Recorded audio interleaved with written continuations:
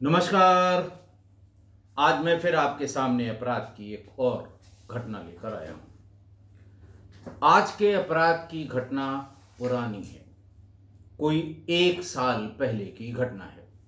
प्रदेश मध्य प्रदेश, जिला नर्मदापुरम, जिसे पहले होशंगाबाद कहते थे। वहाँ एक बड़ा फेमस एक जगह है इस जिले में, इटारसी। बहुत बड़ा जंक्शन है रेलवेज का। महाराष्ट्र की तरफ जाने वाली सभी गाड़ियां इटारसी से होकर गुजरती हैं। और कभी कभी ये कंफ्यूजन होता है कि इटारसी जिला है या फिर किसी जिले का पार्ट है। हुआ कुछ यूं था कि 18 नवंबर 2022 को इटारसी इलाके के केसला गांव से शाम को कोई 8 बजे एक व्यक्ति ने कंट्रोल रूम और थाना प्रभारी दोनों को फोन किया। थाना प्रभारी गौरव बुंदेला ने फोन रिसीव किया। उसने बताया कि मैं अपने ससुराल आया हूं और मेरे साले की बेटी 9 साल की, जो कक्षा 4 में पढ़ती थी, वो शाम को बच्चों के साथ घर के बाहर खेल रही थी। उसके बाद से बहुत देर हो गई, अब तक वो घर नहीं लौटी। हम लोगों ने उसे बहुत ढूंढा, क्योंकि वो दोपहर 1-1:30 बजे के आसपास स्कूल से आ जाती है, थोड़ी देर खेलती है, खाना खाती है। सवेरे चूंकि स्कूल की टाइमिंग से पहले वो ट्यूशन पढ़ने जाती है, इसलिए ज़्यादा ही सवेरे उठना होता है और जल्दी सो जाती है। लेकिन अब 7-8 बज गए हैं, अभी तक वो नहीं आई है। गौरव बुंदेला आसपास ही, केसला गांव के आसपास ही कहीं गश्त में थे या किसी काम से थे। फोन रिसीव किया, उन्होंने गांव का नाम पूछा, जगह पूछी, आने जाने का रास्ता पूछा और थोड़ी देर में वो गांव में पहुंच गए। गांव इकट्ठा था और गांव में सब परेशान थे कि आखिरकार बच्ची गई कहाँ। ऐसी भी बहुत छोटी बच्ची नहीं है कि कहीं भटक गई हो। 9-10 साल की बच्ची है, क्लास 4th की स्टूडेंट है। बहरहाल 11 बजे रात के आसपास एसपी होशंगाबाद डॉक्टर गुरकरण सिंह भी मौके पर पहुंच गए। बात उन्हें कुछ खटक रही थी और उन्हें लग रहा था कि अगर ऐसा कुछ हुआ जैसा वो सोच रहे हैं तो बड़ी परेशानी होगी। लिहाजा उन्होंने फौरन 70 पुलिसकर्मी, एसडीओपी, 5 इंस्पेक्टर्स और एफएसएल की पूरी टीम मौके पर जांच पड़ताल, खोजबीन और जो कॉम्बिंग ऑपरेशन के लिए लगा दी। रात के 11 बज रहे थे। पुलिस ने सर्चलाइट का भी प्रयोग किया।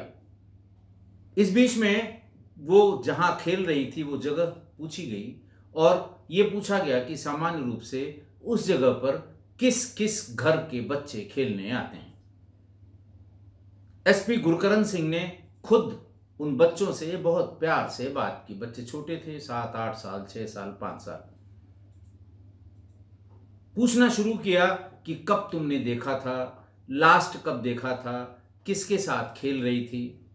बातचीत में ये पता लगा कि बच्ची को सवेरे ही बच्चों ने देखा था।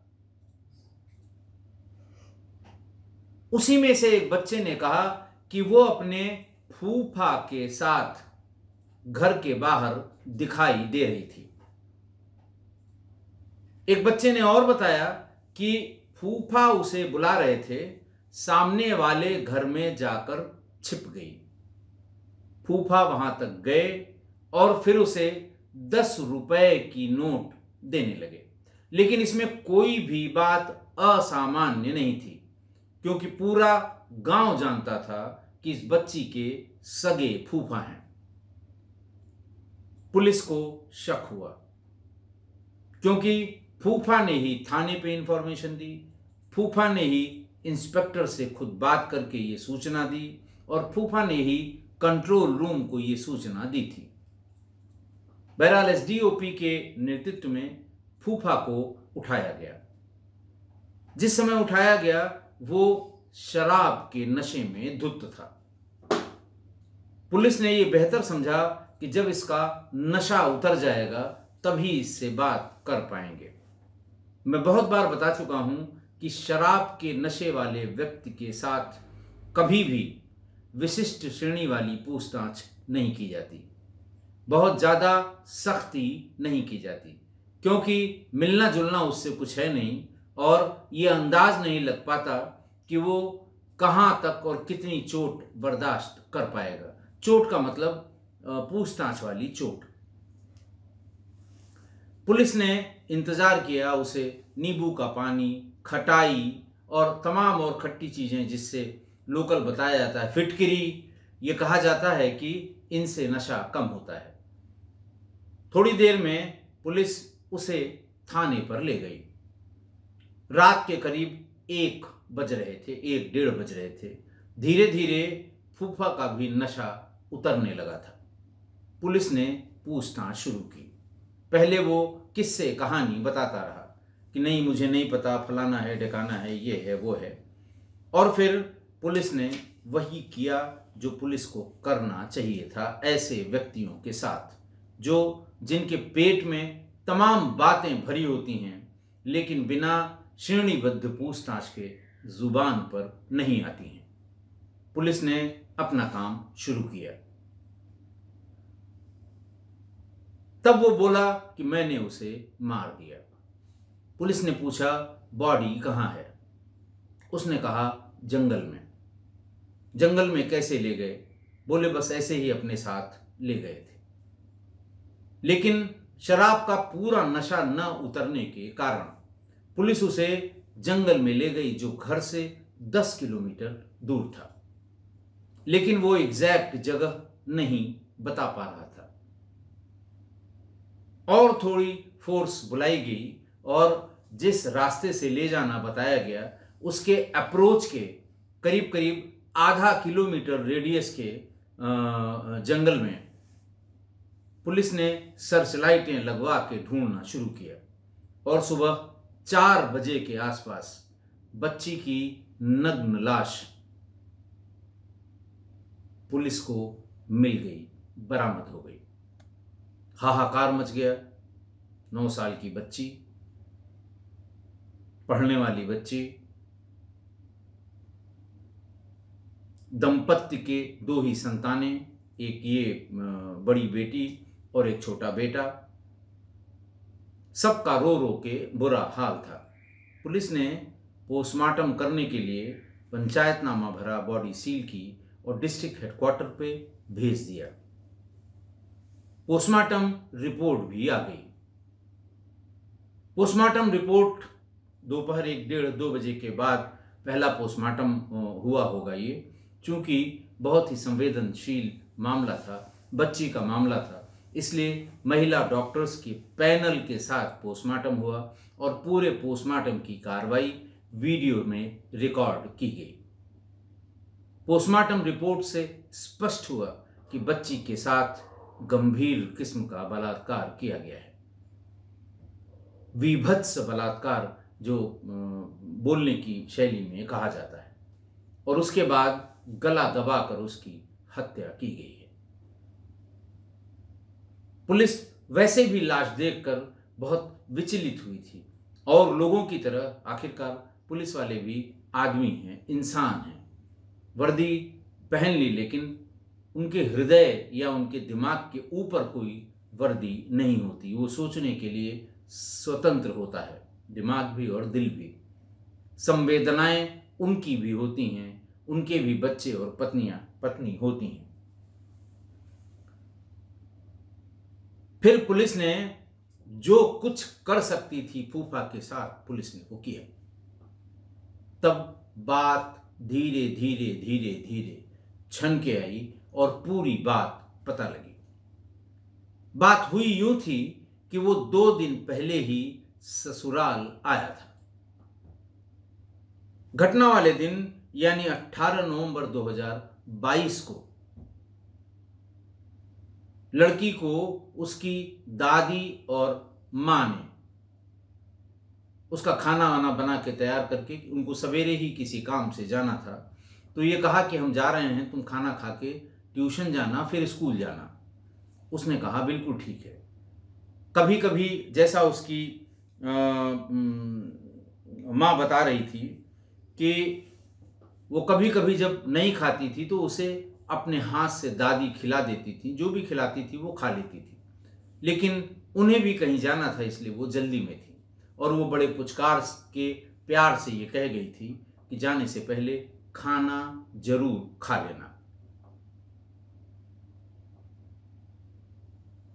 लेकिन इसी बीच में जब सब लोग चले गए और बच्ची के ट्यूशन और ट्यूशन के बाद स्कूल जाने का समय धीरे धीरे होने लगा, तो फूफा की नीयत खराब हो गई।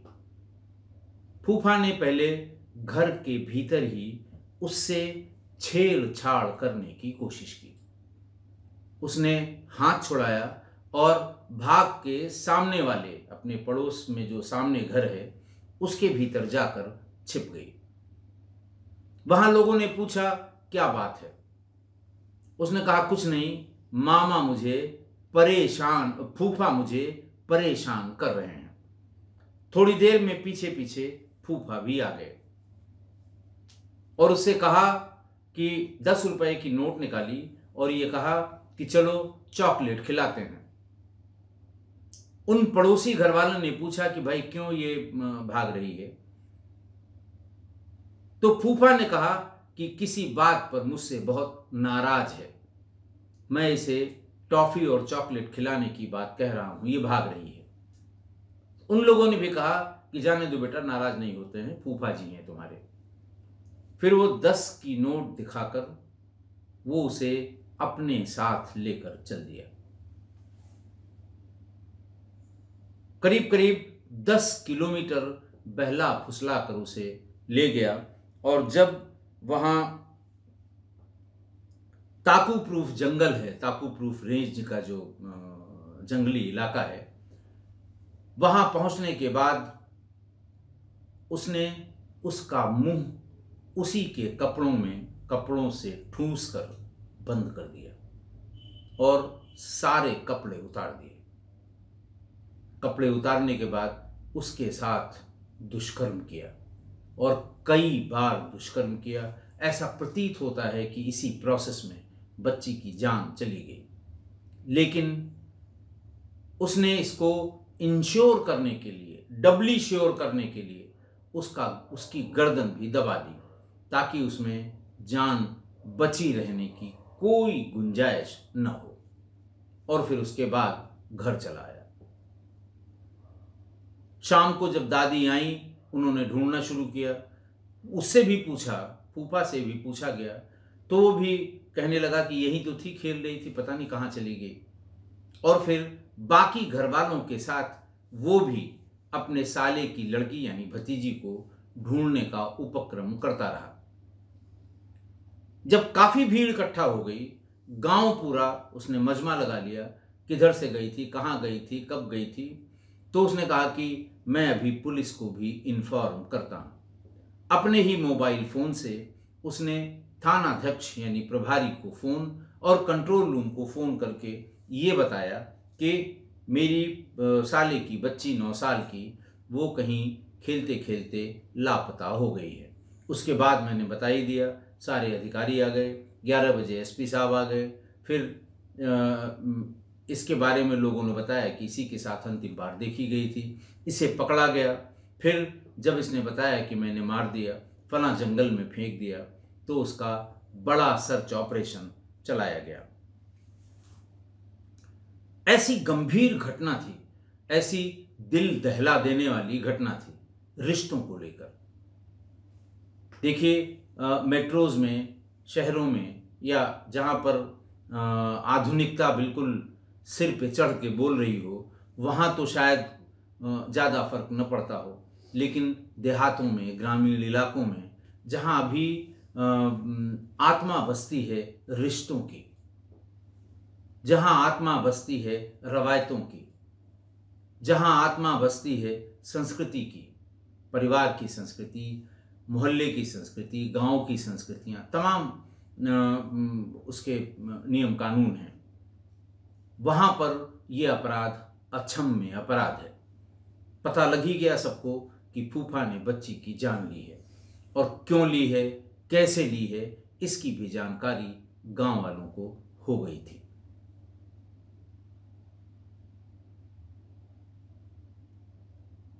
इस गंभीर घटना को की इन्वेस्टिगेशन करने में भी पुलिस ने अपना सब कुछ लगा दिया।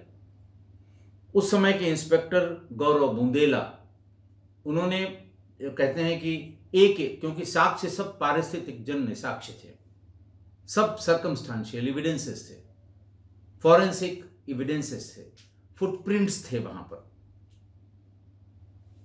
इसके कपड़ों में बच्ची के बाल भी बरामद हुए। ये भी फॉरेंसिक एविडेंस और बड़ा एविडेंस है। सारे एविडेंस इकट्ठा करके 10 दिन में ही चार्जशीट इटारसी की कोर्ट में सबमिट कर दी गौरव बुंदेला ने, और फिर ट्रायल होना शुरू हुआ। कुल 34 गवाह पेश किए गए।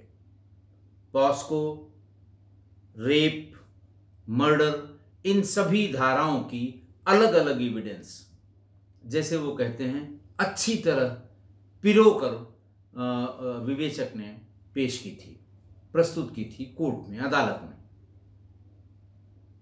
एक के बाद एक 34 गवाह इसमें प्रस्तुत किए गए, और 3 महीने में, यानी 20 फरवरी 2023 को इटारसी की डिस्ट्रिक्ट एंड सेशंस कोर्ट ने फूफा को फांसी की सजा सुनाई, और अपने फैसले में लिखा कि ये वास्तव में रेयरेस्ट ऑफ रेयर है, क्योंकि रिश्तों से लोगों का विश्वास उठ गया। इसने रिश्तों को कलंकित किया।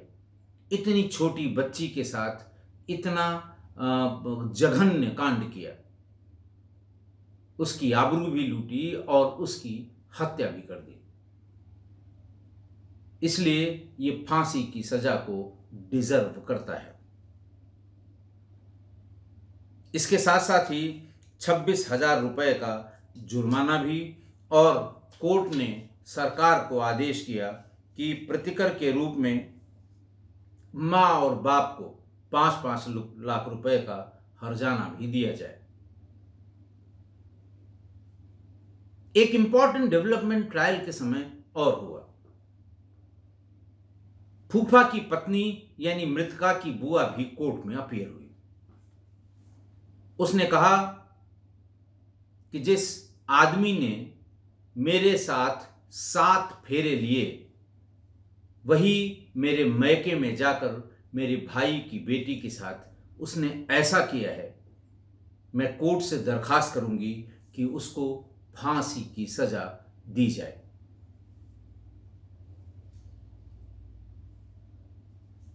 वो ये कहती रही कि जो अपनी पत्नी की सगी भतीजी से घिनौनी हरकत करे, उसे मौत की ही सजा मिलनी चाहिए। उसे जीने का हक नहीं है, उसे मौत ही होनी चाहिए। जिसने हमारी हंसती खेलती मासूम बेटी को तड़पा तड़पा कर मारा है, उसे भी इसी तरह, इसी प्रकार की सजा मिलनी चाहिए। ऐसा फूफा की पत्नी यानी मृतका की बुआ ने अदालत में कहा कि मेरा उससे कोई संबंध नहीं है, और मेरा ये मानना है कि उसे हर हाल में फांसी की सजा मिलनी चाहिए।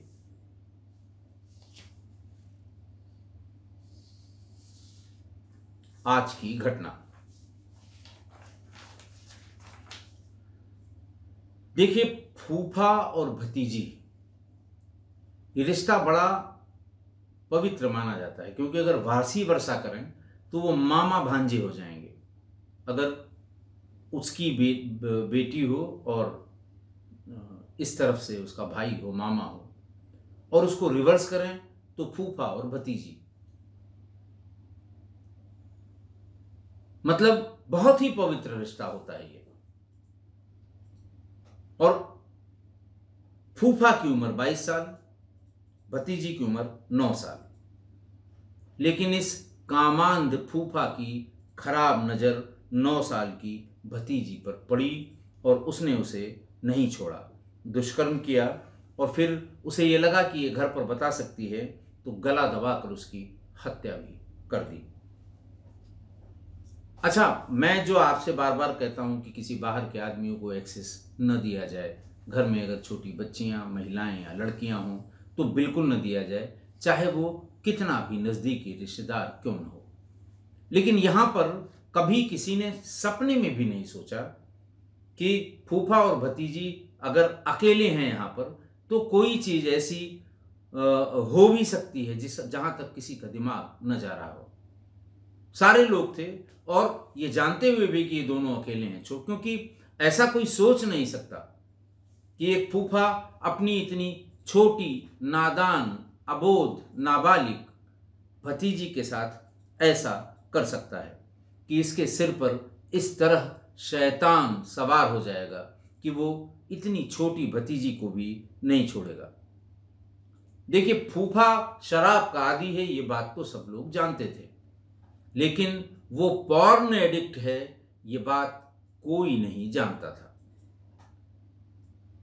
मैं इसीलिए बार बार, मैंने 50 बार, बहुत ढेर सारे एपिसोड्स में ये बताया है कि जिस घर में बच्ची, लड़की, महिलाएं हों, वहाँ किसी को भी फ्री एक्सेस नहीं होनी चाहिए, चाहे वो कितना भी नज़दीकी हो, चाहे वो कैसा भी रिश्तेदार हो। और अब तो भाई बहन को भी अलग रखने पर, वैसे पुराने ज़माने में दादी या माँ भाई बहन को एक साथ कभी न तो सोने देती थी, न एक कमरे में रहने देती थी, कारण वो दूसरे बताए जाते थे। लेकिन अब तो इस मोबाइल और इंटरनेट ने किसके दिमाग में कहाँ पर घर बना लिया है, ये बताना बहुत मुश्किल है। ये पता करना बहुत मुश्किल है कि पॉर्न का शैतान दिमाग के किस कोने से जिन्न की तरह निकल आए, कोई भरोसा नहीं है। इस तरह की पहले जब मैंने वारदातें बताई थी, तो उसमें लोगों ने नीचे कमेंट भी किया था कि क्या करें, अच्छा बच्चियों को क्या ताले में बंद रखें? आपने जिस तरह बताया ऐसे तो निकलना दूभर हो जाएगा। बच्चियां केवल घर में ताले के भीतर ही सुरक्षित हो सकती हैं, इस तरह की बातें। मेरे कहने का आशय ये बिल्कुल नहीं है। मेरे कहने का आशय ये है कि उन पर ध्यान रखना होगा, कौन आ रहा है, कौन जा रहा है, किससे बात हो रही है। कभी ऐसा अपनी तरफ से कोई मौका मत दीजिए, बाद में पछताना पड़े। देखिए, कासगंज की हाल की एक घटना ने मुझे अंदर से हिला दिया है। मैं इस घटना की जानकारी के बाद से उस शौक से उबरने की कई बार कोशिश कर चुका हूं, पर नहीं उबर पा रहा हूं। मेरी कभी हिम्मत भी नहीं पड़ी कि मैं इस पूरी घटना पर एक पूरा एपिसोड, एक पूरा वीडियो बनाकर आपके सामने प्रस्तुत करूं। कर ही नहीं पाऊंगा। मैं शॉर्ट में आज इसे पूरी घटना को एक बार बता चुका हूं पहले, ताकि आप इंटरनेट पे इसे पढ़ सकें। और ये दिमाग का जो हैवी पोल्यूशन है, ये पुराना नहीं है, ये नया है। ये इंटरनेट की देन है, ये मोबाइल की देन है, ये फास्ट इंटरनेट की देन है कि जब हम इस पर भी विचार करने लगे कि भाई बहन को भी अलग अलग रखना पड़े। कासगंज की यह घटना कुछ इस तरह थी कि कासगंज जिले के पटियाली कोतवाली इलाके में 3 फरवरी 2024, यानी बिल्कुल हाल की बात है, माँ बाप घर से बाहर थे। एक ही कमरे में 2 अलग अलग चारपाई पर भाई और बहन दिन में सो रहे थे। भाई की उम्र 19 साल और बहन की उम्र 17 साल। भाई पॉर्न वीडियोस देखने का एडिक्ट था। उसने नजर घुमाई, जब देखा कि उसकी बहन सो रही है, उसने मोबाइल निकालकर वो पॉर्न देखना शुरू किया। और थोड़ी देर बाद वो उठा और बहन के बिस्तर तक पहुंचा और बहन के साथ उसने दुष्कर्म किया।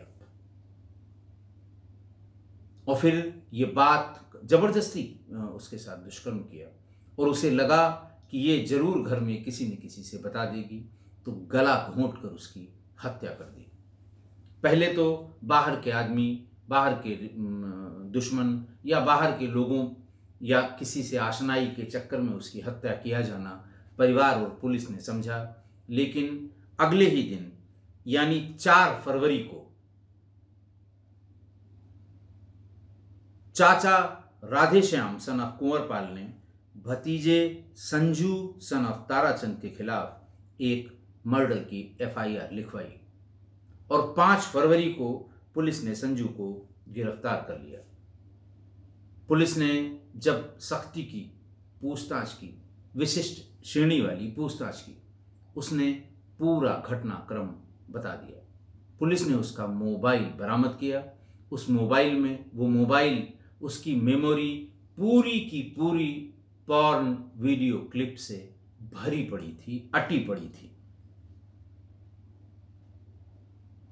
अब इस तरह की घटना के बारे में कोई सोच भी नहीं सकता, सगे भाई सगी बहन।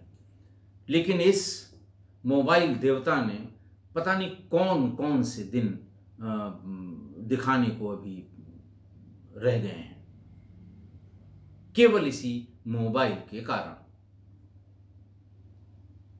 अभी फिर कोई कमेंट करेगा साहब मोबाइल से कुछ अच्छी चीजें भी होती हैं। मैंने कभी डिनाई नहीं किया, लेकिन ये जो प्रदूषण हुआ है दिमाग का, ये सिर्फ और सिर्फ मोबाइल की वजह से हुआ है। आप क्या देख रहे हैं किसी को नहीं पता। पहले तो आप पिक्चर हॉल में इस तरह की मूवीज देखने जाते थे, 100 लोग जानते थे कि आज ये पिक्चर हॉल में फलां पिक्चर देखने गया है, अंदाज लगा लेते थे। लेकिन अब आपके हाथ में क्या है, आप कहाँ बैठ के क्या देख रहे हैं, कोई नहीं जानता है। और कहाँ आपके दिमाग के मेमोरी में कौन सी चिप में कौन सी वीडियो जाकर घर कर गई है, कोई नहीं जानता। इसलिए बच्चियों और लड़कियों को सभी से, यानी कि सभी से, माने कि सभी से सुरक्षित रखना जरूरी है। और यह काम माँ ही कर सकती है। माँ या माँ के समकक्ष दूसरी महिला जो बच्चों से प्रेम रखती हो, सिर्फ वही इनको सुरक्षित रख सकती है किसी भी इस तरह की वारदात से जिसमें कोई अपना ही इन्वॉल्व हो। आशा है आप मेरी इस बात से सहमत होंगे। आज के लिए इतना ही। बहुत बहुत धन्यवाद।